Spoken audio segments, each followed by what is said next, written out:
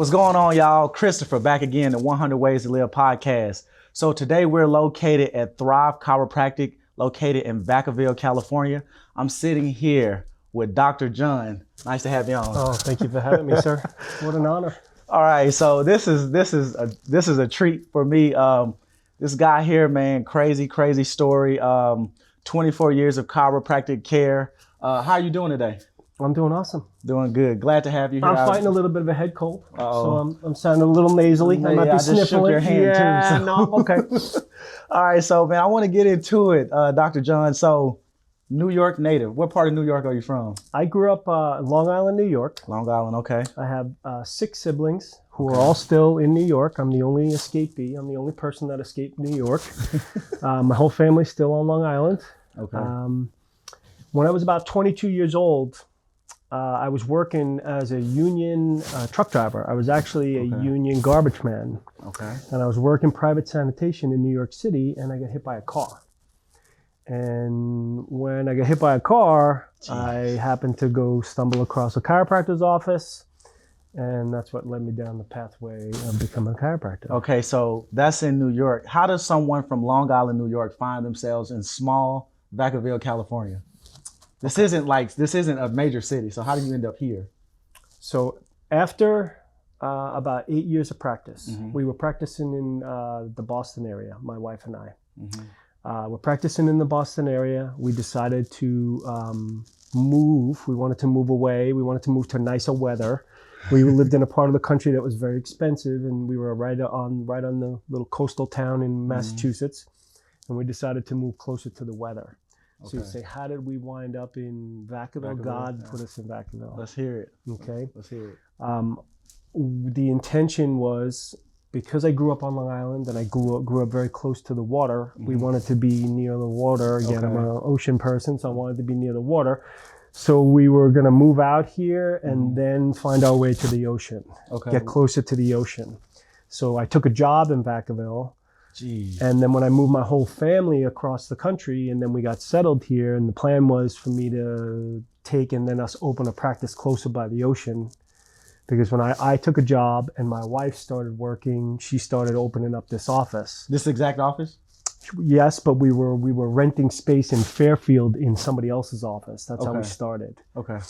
And it's kind of funny how life does throws things at you. But when we moved across the country, it didn't go the way we intended, and we had a little trip up along the way, and I literally went financially belly up. Like I moved across the country and I lost all my savings. How many kids at this time? 6. 6 kids. Okay. We lost everything. I went down to nothing. I had to borrow money from my children's piggy bank, and I say this shamefully, that I had to borrow money from my children's piggy banks, literally, to catch a flight. And I came out here with 2 duffel bags and $150 in my pocket. And I did not see my children for 5 months. And I had no idea when I was gonna see them or how I was gonna see them. But we took the jump, and I came out here, and then everything has just fallen in the line. And now we have this big, beautiful office that we've been working and grinding on we're at 12 years now, and our life is completely So coming out blessed. here, did you have a mentor or someone that kind of helped you figure out how to land on your feet? How did this happen? So I haven't had any mentors. Funny you ask. So once you get in this little journey of chiropractic, so now it's not a secret that chiropractors got kicked out of the Cool Doctor Club, right? Very long time ago, okay? So we got kicked out of the Cool Doctor Club. So as a young chiropractor, I've always had mentors as a chiropractor. So I've been working on my shit for over 25 years now. So let me back up a little bit on how I became a chiropractor. Tell you my story, okay? I told you I got hit by a car. Right. My chiropractor invited me to this event that was in New York. It was at the Nassau Coliseum where the New York Islanders play. So picture where the Warriors play, a stadium that size. So about 15, 16, 20,000 people. Okay. The New York Chiropractic Council put together this this event where it was they were educating the public about chiropractic. It was just open to the public, or was this invite only? What was It was tickets. So Okay. my chiropractor bought a bunch of tickets, Okay, rented okay. a Greyhound bus, a big bus, and filled up this bus with patients and drove us to the Nassau Coliseum. And I was like, hey, I'm going to a cool event with my chiropractor. I had no That's idea. cool. That's cool as hell. So a bunch of chiropractors got up and told their chiropractic story, and I had a notion to be a chiropractor, but schooling, school wasn't the most important thing to me when I was growing up. Okay. So I go to this event, and it's headlined by Tony Robbins. Now, we all know who Tony Robbins is, right? So Tony Robbins gets up, and he does his personal power thing. I don't know if you've ever seen his thing. He's all about figuring out what you desire, taking massive action, and then accomplishing whatever it is that you want to do. Right. Put a fire under my ass. Okay? Now, I'm a kid who barely made it through high school because I had immigrant parents who didn't care about school, and as long as I was passing, they were fine. And I happened to be smart enough to get through high school and not doing anything. So I was smart, so I didn't do anything. I just played football and chased girls. So that's what I was doing. So Tony Robbins puts a fire under my ass, and 10 weeks later, I'm down in Atlanta, Georgia, going to school to get my first degree. I went down there to get all my, my prereqs and my first degree. And then I flopped over into the chiropractic program. And a couple of classes in, I meet this young lady, right? Now, your chase of young ladies. Chasing young ladies, right? So I meet this young lady, and when we get to hanging out and we get to talking, it turns out that she was at the same event in New York with her chiropractor, and she decided to be a chiropractor that same night too. So Tony Robbins inspired her to be a chiropractor, and then we met first day of school. Now we're together in Atlanta. And now and she was in New Jersey. She was living in New Jersey working for a chiropractor, and I was working in New York. I just was working on a garbage truck, and boom, we go down there, and 27 years, 6 kids, 2 grandkids. And a practice. So the cute story is even a little cute. I want to tell you a little story about my wife. So how I met my wife. So we're in prerequisite classes. I'm taking, I think it was like physics or something. So we go in and we take this physics test, and then we come out, and there was a class about to go in behind us. Same class, about to take the same test of people coming in right after us. So I come out of the test, and you get hit with the mob of people. What's on the test? What's on the test? They want to go through the notes. Oh, so trying to figure out what's on the test and to be able to convey to them. So I turn around, and this little beautiful bright-eyed woman comes walking out, and she starts reciting the whole fucking test. She wrote the whole test, questions and answers. I said that. Why did she do that? She just did it just off a memory that they asked her what was on the test, and she could, she just started, and we could recall the whole test and wrote the whole test out. I said that bitch is mine because I'm a chimpanzee. I'm a chimpanzee with a little bit of extra chromosome and a work ethic, so I'm a highly overachieving chimp. So when I found this beautiful woman who's in the other room, she's over in the other room working her ass off. She's the hardest working woman I know, or person I know. So 27 years, and then we're together. So then you asked me about mentors. So we've had mentors along the way. I've always had a coach. I've always had like a business coach and mentors. So I've always mentored with people. Like you said, you had watched the video of me, that Schofield training. That was a mentor. He was Dr. Fred. Dr. Fred, his character. Was it his wife? Sue? What was her name? Susan. Susan. Okay. Yeah, I did research. You did your research on us. Great people. But we've been mentored, and I've had mentors along the way the whole 24 years. Our original mentors, who we mentored with when we were in Massachusetts, was a lovely husband and wife couple who we modeled. Is that common within chiropractic care, husband and wife working together? Yes. Yeah. No. They told us that we were going to get divorced if we worked together. Really? Yeah, everybody. Did that ever deter you or discourage you guys in any way? Oh, God, no. No? Okay. God, no. Okay. I am incomplete. I am incomplete. Control. Well, no. I am incomplete. Oh, without her. Without her. Okay. Okay. God put us together for a reason. Okay, so because my strengths and her weaknesses complement yin each other, and yang. and vice versa. Okay, so so together we make an outstanding chiropractor. you come here by yourself. You're away from the family 5 months. What happens when you get here? Where are you living? Like, what's your living situation? So I borrowed money from the chiropractor that hired me. Okay. He gave me a few bucks. Is this like an advance? He gave me an advance on my pay because Okay. he wanted me to stay. He didn't want me to go home. He was excited to have me here, so he put up some money. He was like, "No, you're not going home. Right. We were going to go home, think about it, and then move Come to back. home." Yeah. He's like, "No, you're staying right now. I want you right now." And he gave me some money, and I went and I rented a room on Marshall Okay. Avenue. So I rented a room in somebody's house with 3 other. other people doing the same thing? Same thing, yeah. And I was Okay, a roommate so in a house. 5 months. How does the family come over? What happens that allows the family to then come to California? I'm assuming you're doing well. I did tremendous. Okay, so how are you getting clients? How are we doing getting clients? Yeah, how are you getting clients? We were getting clients, and we were getting clients by I was out handing out cards. I was going to runs, like you said, you put on a run, a veterans run. I would go do a run and put a table there and hand out cards. Okay, this is pre-social media. Pre-social media, yeah. So we built this practice with no social media. With no social media to this day, I don't have any social media on for this office at all. Word of mouth. It's word That's of mouth. how I found you, word of mouth. Our secret weapon is love. That's our secret weapon is love, that we love on people. We don't care who you are. We don't care anything. Yeah, I got that vibe. You walk through the door and we're gonna love on you. I got that vibe. So my first time here, we just love you. I met your wife first. You know, they took me and she did the X-rays, and then as soon as I came in here, you feel it as soon as you walk in the door. It feels very, and the fact that your kids work here too, I think that helps just create this family feel, and I think everybody feels it. And I pay attention to the other people that's sitting there waiting to get their alignment. Everybody just interacts like a family here. You guys have built something special. Something special. And you guys have built something special. We do that from love.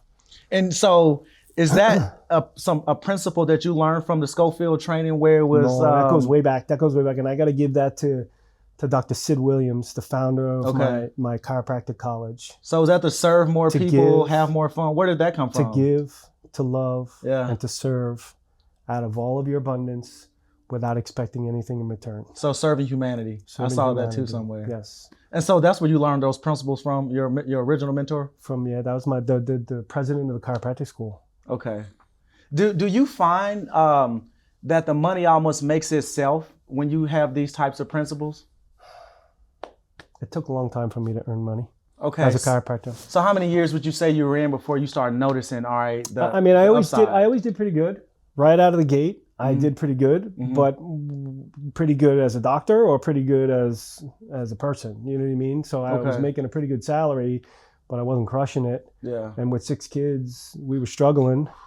In California. And you said something earlier. So we were in Boston first. So the first 8 years when we really struggled, we were in Boston. And it's expensive there too, though. So yeah, very expensive. You said you guys came here because it was expensive there, but it's expensive here too, though. Yeah, but I just wouldn't want it to be where the weather was nice. At least you get nice weather. Let's at least be where the weather's nice. Okay, so you've been doing this for 24 years. What would you say the most rewarding thing about being a chiropractor is, especially with the fact that the doctors kicked you guys out of the Cool Club? Without question, I wake up every day. My kids are all grown now, so the pressure of me having to provide for them has eased. It eases as they're adults. Now it's just giving them out of love. Right. But the pressure of feeling like I was drowning every day, I felt like I was drowning trying to support my family, putting the pressure on myself to provide for them better than I was provided for as a child. Which is not hard, but I put a lot of pressure on myself to be a better father than the example that I had as a father. My father wasn't into being a dad. He was into having kids, but not into parenting them. He had 2 families and then split on everybody. So I didn't have a father. I didn't have a good example of a fathering mentor. I didn't have that growing up. So is that why your chiropractor was able to reach you the way that he did? You know what it was, Chris? It was more my mentors. You couldn't hang out with them unless you were working on your shit. Okay. I mean, You with what's me? the saying? You The with me? fifth millionaire, you become the sixth. Okay. You couldn't hang out with them if you weren't working on your shit. If you weren't at least working on your shit, you didn't have to be perfect, and you didn't have to be high up the ladder. You just had to be on the ladder. You with me? You had to be climbing, working on your shit. Okay. Everywhere, every part of your life. When you're working on every part of your life, it grows. Right. So when my mentors were instilling on, in order for you to be a better chiropractor, a better father, a better servant, you got to work on your shit. And we were talking about finding that something. Is that okay, so you guys take this whole person approach? Is that whole person approach? Yeah, your whole person, man. Tony Robbins, I told you I went to Tony Robbins. Tony Robbins is very big on CANI. He talks about CANI, constant and never-ending improvement.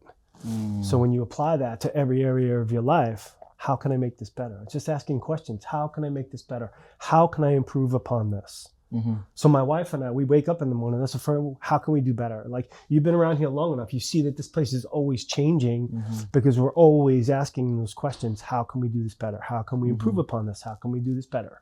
And it's about shing, shing, just constantly sharpening that sword and living that Bushido life of my chiropractic samurai. You asked me about rewarding, and I kind of went off on a trail. No, I know.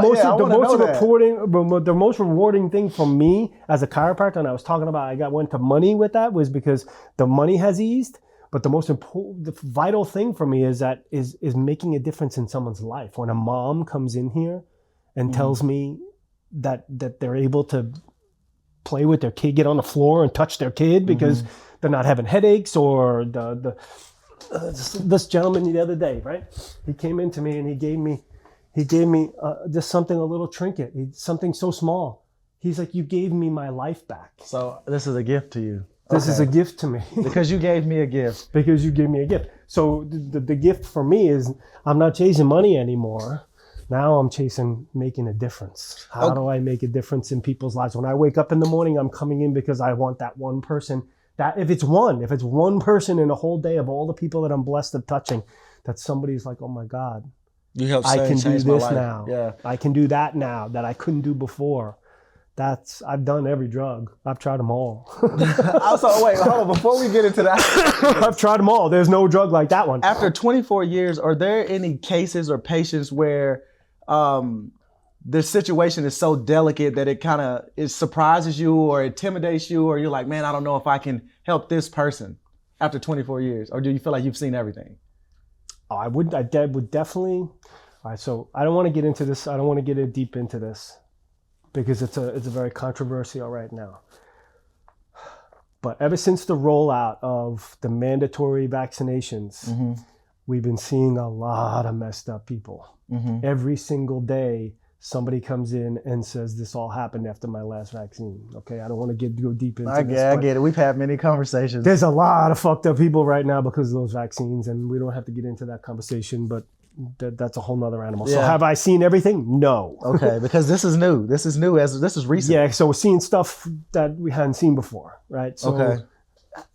No, you asked me if there's a case that I'm like no, I see people that are post-surgical. I can show you some people that literally got Black & Decker screws up and down their spine, and we still are able to help them and facilitate change in them. And no, we're not cracking on somebody who's got all kinds of hardware in their spine. We're using very delicate, very gentle, very light techniques that we use to facilitate some change, to take some ease out of the nervous system, and are able to get people to get some help in their lives. So before I came here, I never realized, how much aligning your spine could lead to, could improve your knees, the hips, and just other things like extremities, the tingling in the feelings and stuff like that. I never knew that. And I think a lot of people are ignorant to that. But can you just talk about how important it is to have your spine aligned in, headaches too. Sure. Headaches too. So without getting into symptoms, if we have an understanding that the brain controls the body, the brain controls the body, and it does so through the spinal cord. There's a connection there, right? There's a connection where the brain controls the body. I'm breathing right now. I'm not asking my lungs to exchange oxygen. I'm not asking my heart to beat right now. but it is beating. How is it beating? Because there's an intelligence inside of our bodies. It's the very first principle of chiropractic. As a principle of chiropractic, when we understand that there's an intelligence inside us governing us. Mm-hmm. And when we understand that, and we understand that the brain is the source of that intelligence that controls and animates our body. Mm-hmm. When we cut ourselves, it's not the Band-Aid that heals you, it's that wisdom that is inside you. So your spinal cord and that communication system between the brain and body happens to be housed inside the spinal column. So what I do and how I help people is just take pressure off of your spinal column. When I take pressure off of your spinal column, it frees up that intelligence and lets that intelligence flow through your body. And then your body heals itself. That's a great way to explain that. So I don't have a headache button. I don't have a headache finger. Get the numbness back in your hand. All I do is align the spine, take pressure off the nerves, allow that wisdom to flow through your body. And that's the principle of chiropractic. Okay. So can you say, or can you not say, does smoking weed or just marijuana, does it help with the body's ability to flow and heal itself? I believe yes. Okay, so let's how we wound up moving to California. Why I chose to come to California. We moved to California about 13 years ago, and when we moved here, pot and marijuana was pretty much illegal in the whole country except for California. One of the main reasons why I moved here was so that I could legally get marijuana oil. It was for yourself though, right? So what happened was I had a mole that went from a teeny little mole, and the borders got all crazy, and I got a cancerous mole on my back. Mm-hmm. Having a lot of history of cancer in my family. Both parents died of cancer. Older sister got diagnosed with cancer. Then my younger brother got diagnosed with cancer. And that's when I was like, fuck, I'm going to start treating myself for cancer and get rid of that mole. But you hadn't been diagnosed for cancer at this point. I have not been to a medical doctor in 35 years. Okay. When I got hit by a car, how I wound up going to the chiropractor was because of the fact that I had a really bad adverse reaction in the hospital from the drugs that they gave me when I got hit by a car. And when I went to the hospital, they were like, oops. And I didn't like that answer. So what I did from that point on is I started studying what healthy people do to get and stay healthy in spite of medication. Okay. So I started studying, how do I get my body as healthy as I possibly can and not have the cancer that my mother had and not have the cancer that my father and my sister had? How do I cure myself, and how do I heal myself, and how do I get myself healthy without taking medication? And there's a lot of work you got to do there. Yeah. Because it's not just, people think, oh, go to a chiropractor and just get adjusted. Well, you were at the library doing all this? Because this is pre-social media too. We can't just get on Google and just look this up. Well, going through chiropractic school, you're opened up to this whole waterfall of the resources of people who are getting and staying healthy. Because the type of chiropractor that I am, meaning that I'm a principal chiropractor, we believe in the whole body, and we believe that we have to work with the body to keep it healthy. We're not just randomly out there, throwing costs into the wind. We put work in. So I raised 6 children with no medication. I had 6 kids. Are they vaccinated? No vaccines. None of your kids? None of your 6 kids? What about your grandkids? No vaccines. My daughter, who has 2 children, had never been to a medical doctor and got pregnant and had the baby in her living room. And then she had the second baby in her living room. And so we're now on... No epidurals? Nothing. Oh, wait. Hold on. So you said... But that's not me. you came to California for... Yeah, so I came back to California to get it. We were talking about weed. So that I could get it legally. So I was putting a salve on it of cannabis just oil, and then on the weekends I was consuming oil so that to get the cancer to go away. So it wasn't just marijuana. I was vegan, pretty much vegan for about 2.5, 3 years, and I was taking a lot of supplements. So I was taking a lot of detoxification supplements like chlorella and spirulina. And I was literally taking massive amounts of these greens, these super greens, and the fucking cancer is gone. I don't have the mole on my back anymore. I didn't have it cut off. What does the mole look like? Did it just go away completely? There's nothing. There's nothing there now. When you self-heal, what does that do for you? Like, does that make you feel like you can just treat anything at that point? I wish. Because I'm so crazy and I live so rough, I beat my body up so bad, so I'm constantly having to having to heal my body, feeling like. Yeah. But I have a regimen, we have a regiment of I do a lot of, my daily routine is, I do a lot to get and stay. I don't not take medication and not do nothing. So you're not anti-medication, you're just anti-taking whatever someone prescribes you. You want to try to find a holistic way to deal with things. I got on the kick from, like I said, I got hurt, and then it became sport. So start trying to self-medicate if you can. Yeah, if I can. It became a sport of just trying to go through my whole, trying to go 34, 35, trying to make those years add up. Yeah. Perfect example. My grandson had an issue with his heart. He was having some inflammation in his feet, and we were like, what the hell's going on? We were adjusting the shit out of him and it wasn't helping. Where did we send him? I sent him to the hospital, and where he was able to go and he went to Children's Hospital in San Francisco, and he had a procedure done on his heart. And so he did have some medical intervention and his life has been saved from it. So I'm not anti. Okay. I'm just, I want to do this. I want to get and stay healthy and do it on my own. So you brought up COVID earlier. I wanted to ask you, you said your practice changed after COVID with the types of things that people were coming in here with. What was COVID like for you, just from a practice standpoint, the social distancing? What was COVID like for you? I've been in practice here 12 years. I didn't get started. I never got a bad review online until COVID. You have 97 reviews on Yelp, 10 pages of people. I have way more than that. Yeah? Yeah, if you look, they took a lot of them away. Okay. And that's a whole nother story, Yelp. Well, we won't have that story, but I have a lot more, but they keep taking them away. Yeah, okay. It was over money. Okay. So what was COVID like? How did your practice hurt or thrive? How did it hurt or thrive during COVID? Our practice exploded during COVID.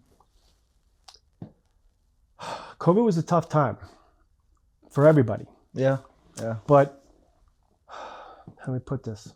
So being a quack chiropractor, I'm a quack chiropractor. We have channels of information that we dig into because we're trying to do everything naturally. So there's channels that we have to go around of information online. You with me? I don't know if I'm making sense. No, I don't know if they understand. My bullshit meter was set off immediately. Okay. All of the channels of my conspiracy theories were 100% from the beginning. So I dug deep, leaned hard into the fact that I felt like that we were in a pandemic because things weren't adding up. Okay. They were forcing us to wear masks for a virus when it said right on the box that the masks don't stop viral loads. So it was pretty quickly becoming a retard test. It was an intelligence test and a compliance test. And I believe we failed miserably as a people. Okay. So for me, what we were doing is we weren't demanding that people wearing masks because I knew that it was absolute dog shit. I knew that it wasn't founded on science. It was founded on control. And I knew that from the get-go. But the thing that you mentioned before, that I have my children working with me. So we took a stand during COVID. And I was like, fuck, this is what I signed up for. I signed up to serve the people. So if God's going to take me, he's going to take me. But I'm going to believe in my truth. Okay. So I put my shield on and I grabbed my sword and we stepped to the line. and we held the line. But my children stood there with us, and my staff stood there with us when we could have been completely wrong. Completely wrong. We happened to be right, but we could have been completely wrong. So we took a stand. Nobody wore masks. I saw hundreds and hundreds and hundreds of COVID positive people. And I never wore a mask, and I never wore gloves, and I touched their faces every single day. And I never got sick. I never tested positive. I never had antigen. I did a couple antigen tests. I never tested positive for antigens, so that I never had a positive test. And I'm blessed enough to touch over 100 faces a day. And I was getting in their space and touching them and loving them. And I think the reason why we exploded during COVID is because of the fact that we were still loving on people, where everybody was get away and stay away and you got cooties, and where we were embracing the sick and we were embracing them. And so I had them in private rooms, so I would have them come in and not be. So it wasn't laid out like this. You just kind of. It was this when we during COVID, we had just opened up this side of the office, so I didn't even have all these partitions. These partitions all came after the fact to create more space. I had a little partition in between the tables. Okay. But we didn't. I smelled bullshit from the get-go, and if you go online and you look, a lot of the people, chiropractors were stepping forward saying, just things weren't adding up, man. They weren't following science. They were coming out like, oh, you got to wear 2 masks, and oh, if you got sick, now you're gonna get sick again. And then I'm like, that's not how it works. When you get sick, you now have internal immunity, and you're done. You talked about our body's natural ability to heal itself. Yeah, and then so you get into that realm of. Okay, so the Yelp thing. I know you pissed tons of people off. I'm assuming you were getting bad Yelp reviews from this, from people that were coming here, or was it just randoms? No, it was people that came in and they were buying the bullshit. Okay, I was going to ask. So because that. Like if you look at my bad reviews during COVID, not one of them talks about who we are as chiropractors. Not it's one just about of them. Your COVID practice. It was about our COVID practice, and they shit on us from that because they were buying the science that the TV was selling, and we weren't. And I was telling them right to their face that. Did at any point during COVID you feel like, damn, like, what if I'm making the wrong decision here? Yes, absolutely, every day. There was a time when I went months without leaving my house, like months, where I only came here. Yeah, I came here and went home, and that was it. It was months. And I got to be honest, it was because I felt like they were going to start rounding us up. What is that? Just shutting you down? Could you no, go to jail I thought for they that? were going to. I thought they were going to round us up, the unvaccinated. Oh, okay. So we have been, because I'm unvaxxed too. We would have just been a threat to society at that point. And the whole country is kind of awake, and now the whole country has now gotten past the COVID and the mask, and the whole country opened up, and California was still fully masked. And to this day, you still see masked people driving cars. In cars. So I would go into Costco, and 90% of the people in there wearing masks. Yeah. And I'm walking around there with no mask on, and 90% of the people wearing masks. So did I have this feeling I might be wrong? Inside, I knew it wasn't wrong because I was touching all these sick people and never got sick and never died. None of my staff never died. None of my staff got sick. Now that you have retrospect on your side, looking back at all this, and you feel like, damn it, I was right.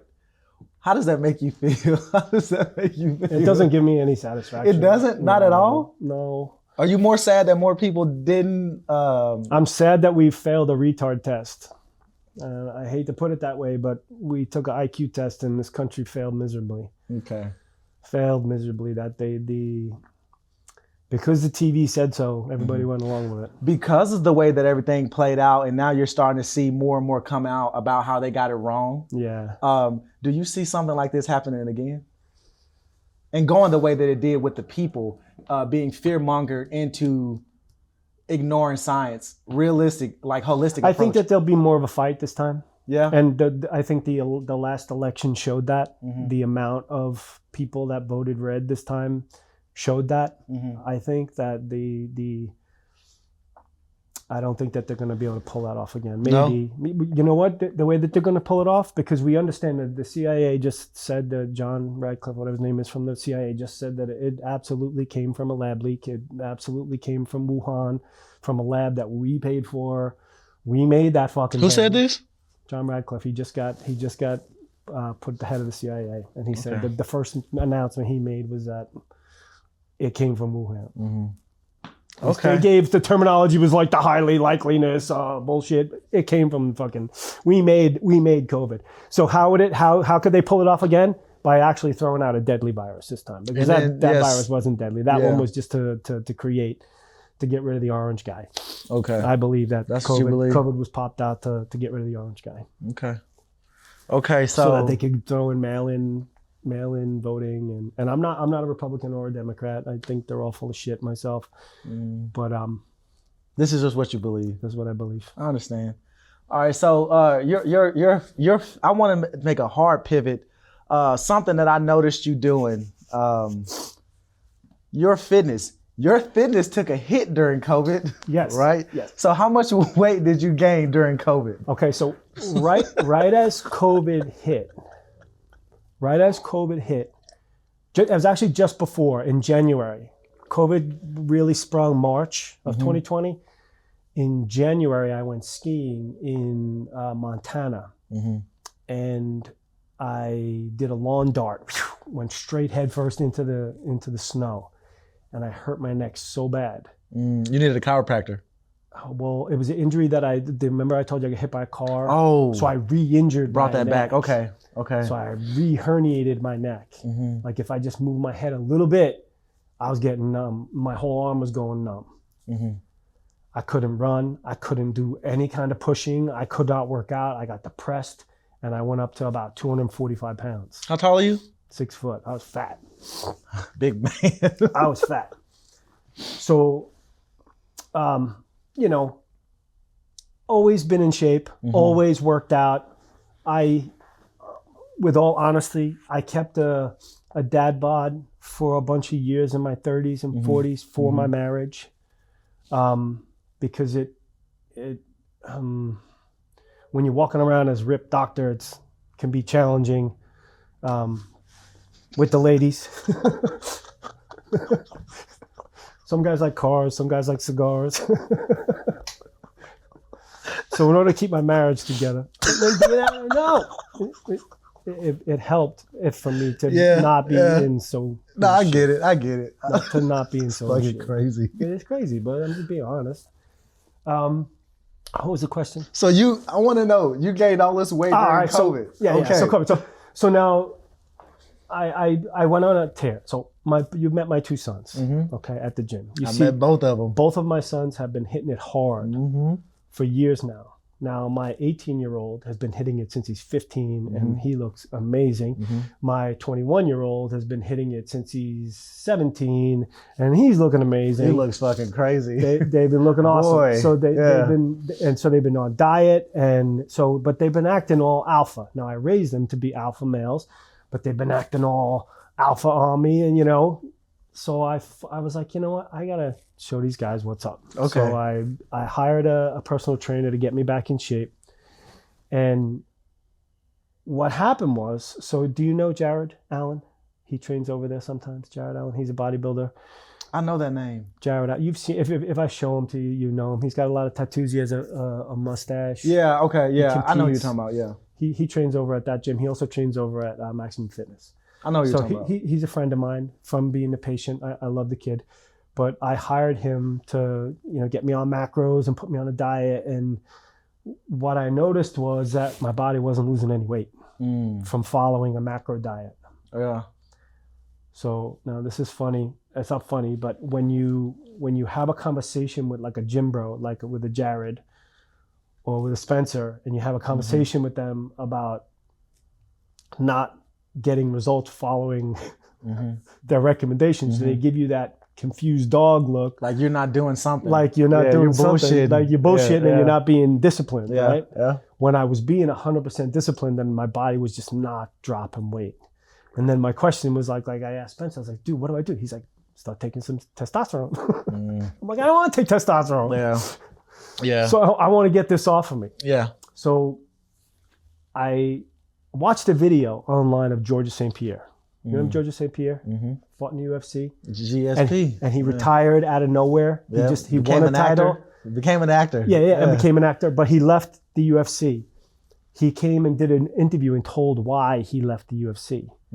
He was trying to put on weight for a fight, and he noticed that he was having all this intestinal problems when he was eating, and he wasn't able to drop the weight that he wanted to drop, and he was getting some blood in his stool. And I was like, what? And I was like, I'm eating all these fucking carbs. I'm starting to get blood at my stool. My intestines are getting all pissed off when I'm eating like that. Inflammation. So I'm having all these crazy inflammation issues. Yeah.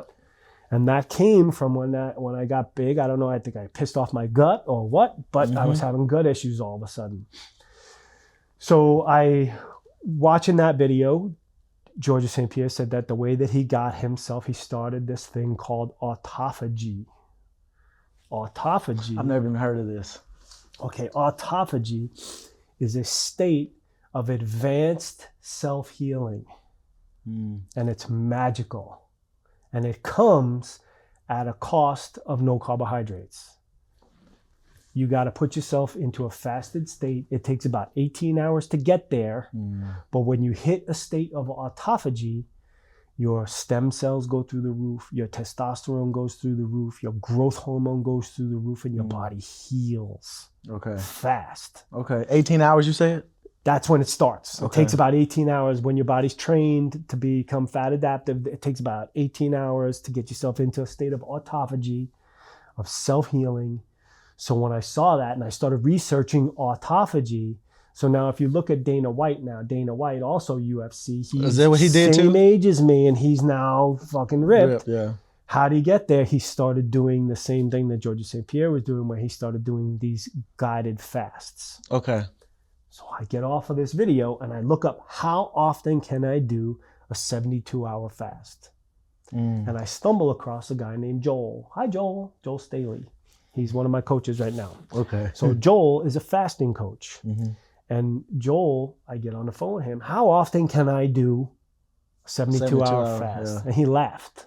He's like, he's like, if you got fat, you can fast. Until you you're either ripped or you're not ripped. And until you're ripped, you can do 72-hour fasts weekly. Okay. So what I did was, I embarked on a fasting regimen where I was doing a 72-hour fast and a 48-hour fast every week. So I would fast Sunday to Wednesday, eat on Wednesday, fast on Thursday, eat Friday, Saturday, Sunday, and then go back in on. Okay, I got you. And I did a 3-day and a 2-day for 8 weeks. And I went from 220 down to 180. Man, the picture I saw was crazy. And now I'm 56 and I got abs. I got single digit body fat still. But it came at a place of doing the fasting. So then take that to where we're going now. You start seeing me. I'm starting to put I'm doing having fun online, and I'm making some videos and stuff. My wife and I went to a couple of concerts this summer, and they were old people concerts. They were bands from the 90s, so the crowd was all... Who did you see there? What, Blink 182, people like that? No, we went to see... Limp Bizkit. We went to Limp Bizkit. I remember you saying some of these names. We went to Limp Bizkit, and then we went to Creed and Three Doors Down. But two bands from the two shows from the 90s, and so it was all a crowd of all old people. And everybody looks like shit. And everybody looks like shit. And I'm like, I am definitely 1% of my age group. And I did that naturally. I want to start helping people my age get their asses in shape. When you look at the statistics, it's 75%. 75% of the country is obese right now. Yeah. That's disgusting. Yeah. And it's the norm. It's the norm right now. It's the norm. So what I did was, I was like, you know what? I made a little bet with my wife. I made a bet with my wife that I can build an online coaching business the same way that I built this business. And the way that I built this business was by building it from within. When we opened up this business, I told you we went belly up money-wise. So we had to open this practice nickel and dime. I opened up this practice with a laptop, one chiropractic table, and a cracked iPhone that I had to unplug the music and run it to the front desk. So the music had to get shut down. So I'd run this, it wasn't even cracked, it was smashed screen iPhone that people had to sign. Oh, they were using it for payments. Yeah, okay. That's how I opened this practice, with nothing, with a cracked screen. And then we built this practice from within, and now you see this monster that we've created here. And we did it all from no money. We just kept putting money back into it. So the bet with my wife is that I'm going to build an online coaching thing to coach all their old guys. So you're going specifically for your demographic? Yeah, my demographic of all. Men and women? Yeah, well, people my age. Okay. People my age, because I'm in 1%. So I'm actually setting up an online coaching business for my sons. Because they're not 1% of their population just yet. Right. They're still young. So they're still young. Okay. So I am 1% of my population.